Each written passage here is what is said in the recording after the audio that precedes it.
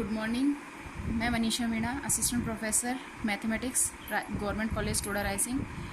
जैसे कि हम बीएससी थर्ड ईयर के फर्स्ट पेपर रियल एनालिसिस के 3 वीडियोज़ हम देख चुके हैं। तीनों वीडियोज़ में हमने real number system as a complete ordered field के बारे में पढ़ रहे थे। तो उसमें हमने सबसे पहले जो लेक्चर था उसमें हमने पढ़ा पीनो के अभिग्रहित, पूर्ण क्रमित फील्ड, क्रमित क्षेत्र, इसके बारे में पढ़ा। फिर उसके बाद हमने परिबद्ध, अपरिबद्ध और ऊपरी परिबंध, निम्न परिबंध, इन चीज़ों के इनकी सबकी डेफिनेशंस पढ़ी। अब हम इनसे रिलेटेड कुछ थ्योरम्स हैं, प्रमेय हैं, जिनको हम अभी करेंगे। तो हमारे पास जो सबसे फर्स्ट प्रमेय है उसका स्टेटमेंट ये है कि यदि किसी क्रमित क्षेत्र F के किसी अरिक्त परिबद्ध उपसमुच्चय S के उच्चक तथा निम्नक F में विद्यमान हैं तो वे अद्वितीय होते हैं। यानी कि हमें ये सिद्ध करना है कि किसी भी क्षेत्र, किसी भी क्रमित क्षेत्र के कोई भी परिबद्ध उपसमुच्चय है परिबद्ध उपसमुच्चय है और यदि उसके उच्चक और निम्नक यानी कि इन्फीमम और सुप्रीमम यदि F में विद्यमान करते हैं, यानी कि उस क्षेत्र में अगर विद्यमान हैं तो वे यूनिक होते हैं, यानी कि अद्वितीय होते हैं। तो इसके लिए हम क्या करेंगे कि हम 2 मान लेंगे कि उसके ऊपरी परिबंध या उच्चक हम 2 मानेंगे और हम सिद्ध करेंगे कि दोनों के दोनों बराबर हैं। तो इसके लिए सबसे पहले, इसके प्रूफ के लिए सबसे पहले हमने माना S एक अरिक्त परिबद्ध उपसमुच्चय है। परिबद्ध है और अरिक्त है। अरिक्त का मतलब क्या है कि इसमें कम से कम एक एलिमेंट विद्यमान है। इसके 2 उच्चक M तथा M डैश है। 2 इसके सुप्रीमम मान लिए M और M डैश। तब यदि सुप्रीमम, यानी कि हम अगर कैपिटल M को सुप्रीमम माने तो M डैश क्या हो जाएगा? M डैश क्या हो जाएगा? इसका ऊपरी परिबंध। M डैश S का ऊपरी परिबंध होगा, ठीक है। क्योंकि सुप्रीमम होता है वो सबसे छोटा ऊपरी परिबंध होता है, ठीक है। तो इसका मतलब है M डैश से छोटा होगा, फर्स्ट कंडीशन। सेकंड में हमने क्या माना कि M डैश सुप्रीमम है S का। जब M डैश S का सुप्रीमम है तो M क्या हो जाएगा? इसका ऊपरी परिबंध, ठीक है। और ऊपरी परिबंध की परिभाषा से कि जो ऊपरी परिबंध होता है वो सबसे छोटा, जो उच्चक होता है वो सबसे छोटा ऊपरी परिबंध होता है। उच्चक की परिभाषा से, उच्चक की परिभाषा से, ठीक है। तो M dash less than equal to हो जाएगा M के। तो 1 और 2 से क्या हुआ हमारे पास?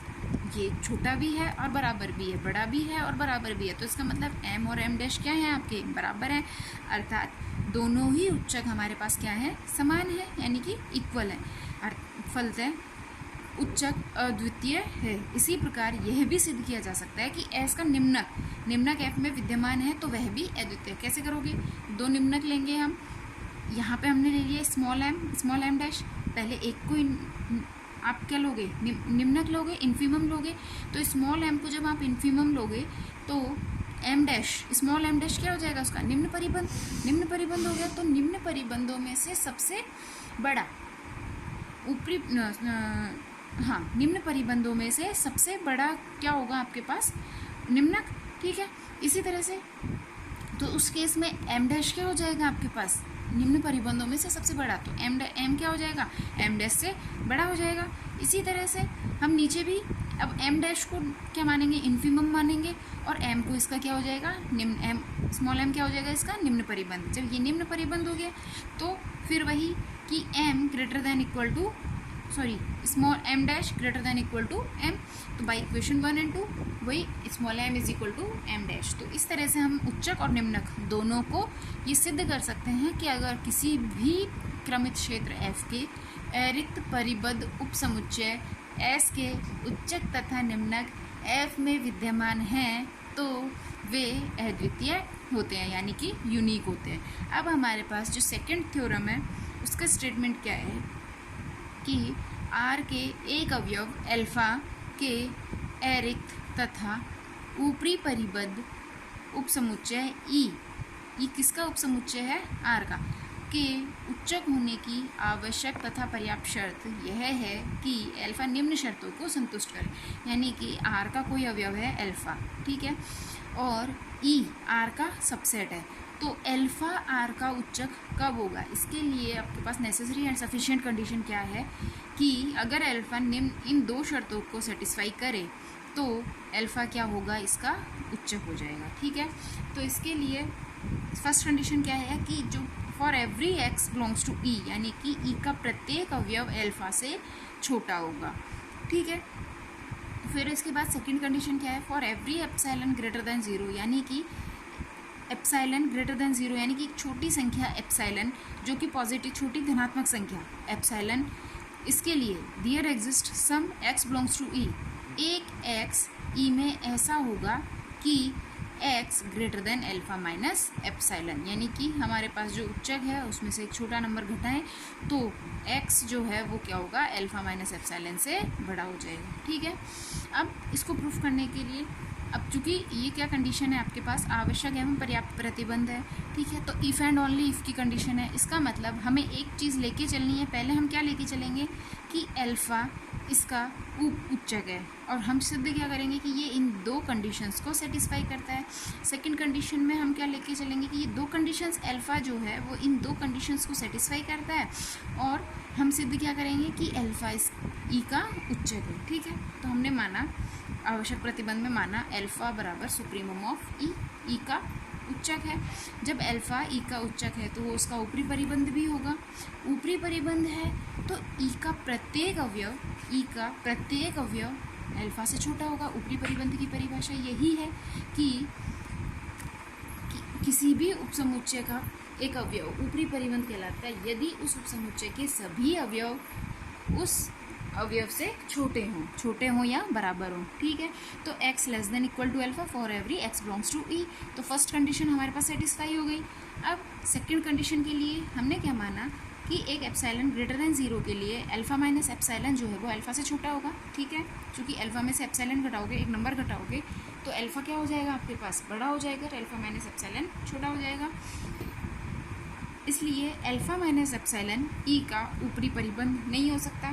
ठीक है, क्यों नहीं हो सकता, अल्फा माइनस एप्सिलॉन ई का ऊपरी परिबंध नहीं हो सकता। क्यों नहीं हो सकता, क्योंकि ऊपरी परिबंध होगा तो उससे x जितने भी अवयव होंगे ई के वो सारे के सारे क्या होंगे, उससे छोटे होंगे। ठीक है, क्योंकि सुप्रीमम ऑफ ई ऊपरी परिबंधों में से सबसे छोटा है। ठीक है, क्योंकि अल्फा सबसे छोटा है तो उससे छोटा कोई भी अवयव इसका ऊपरी परिबंध नहीं हो सकता, उससे बड़ा ही होगा ऊपरी परिबंध।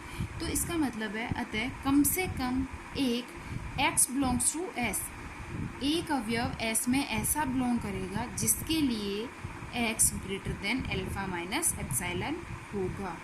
ठीक है, अगर ऐसा होगा तो हमारे पास क्या कंडीशन है कि पर्याप्त प्रतिबंध है।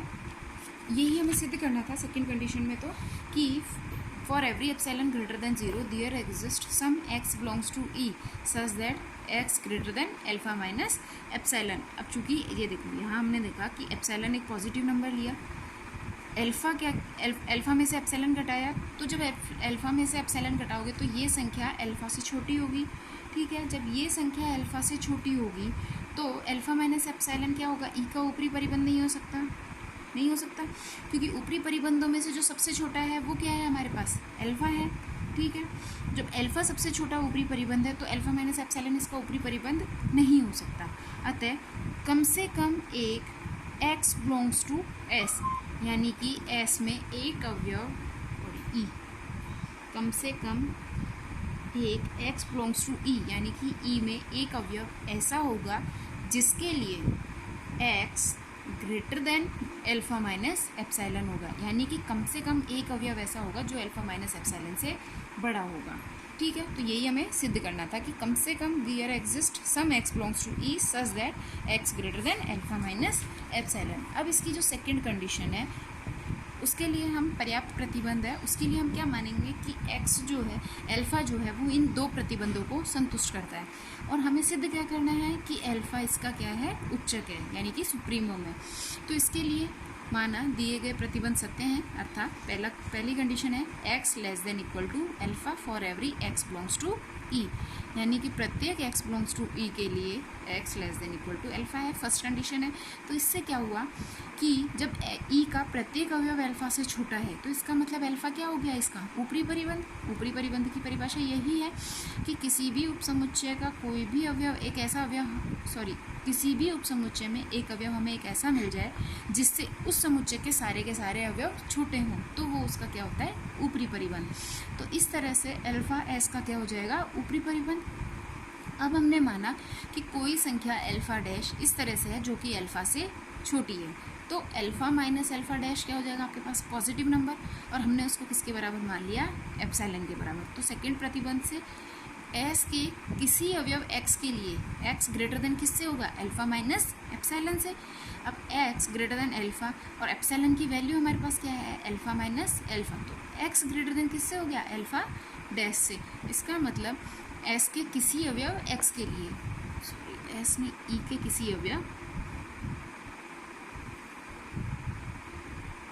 ई के किसी भी अवयव एक्स के लिए, तो इसका मतलब क्या हुआ, इस कंडीशन से हमारे पास क्या कंडीशन निकली कि अल्फा डैश ई का ऊपरी परिबंध नहीं है, क्योंकि हमें एक एक्स ऐसा मिल गया जो कि इससे बड़ा है। ठीक है, ऊपरी परिबंध कब होता है, जब इससे सारे के सारे एक्स छोटे होते हैं, लेकिन हमें तो एक एक्स ऐसा मिल गया जो इससे भी बड़ा है, तो इसका मतलब अल्फा डैश इसका ऊपरी परिबंध नहीं है, अर्थात alpha dash less then alpha S का ऊपरी परिबंध नहीं हो सकता। जब ये ऊपरी परिबंध नहीं हो सकता तो अल्फा क्या हो जाएगा, इसका सुप्रीमम हो जाएगा। क्यों, क्योंकि अल्फा इससे जस्ट बड़ा नंबर है, और एक्स जो है एस के ई के जितने भी अवयव हैं एक्स की फॉर्म में, वो सारे के सारे क्या हैं, अल्फा से छोटे या उसके बराबर हैं। तो इस तरह से हमने सिद्ध किया कि यदि आर आपके पास आर के एक अवयव अल्फा के अरिक्त तथा अपरिबद्ध उपसमुच्चय ई सबसेट आर के उच्चक होने की आवश्यक तथा पर्याप्त शर्त यह है कि अल्फा निम्न शर्तों को संतुष्ट करना चाहिए। तो ये दो कंडीशंस अगर कोई अवयव आपका संतुष्ट करता है तो वो क्या होता है, उस उपसमुच्चय का उच्चक होता है, और अगर उच्चक है तो ये दो कंडीशंस को सेटिस्फाई करेगा। अब हमारे पास नेक्स्ट जो डेफिनेशन है वो हमारे पास है क्रम पूर्णता अभिग्रहित, यानी कि क्रम पूर्ण दी ऑर्डर कंप्लीटनेस एग्जिम्स, यानी कि इसकी कितनी अभिग्रहित है वो हम पढ़ लेते हैं। तो इसकी दो अभिग्रहित है, एक उच्चक अभिग्रहित और एक है हमारे पास निम्नक अभिग्रहित।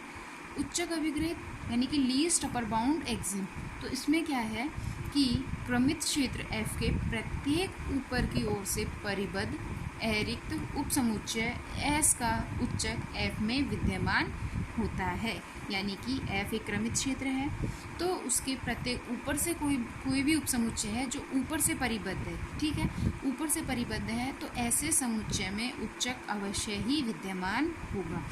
ठीक है, तो इसी तरह से निम्नक के लिए क्या है, निम्नक अभिग्रहित हमारे पास क्या है, ग्रेटेस्ट ओवर बाउंड एग्जिम्स, ये हमारे पास है कि क्रमित क्षेत्र एफ के प्रत्येक नीचे की ओर से परिबद्ध अरिक्त उपसमुच्चय एस का निम्नक एफ में विद्यमान होता है।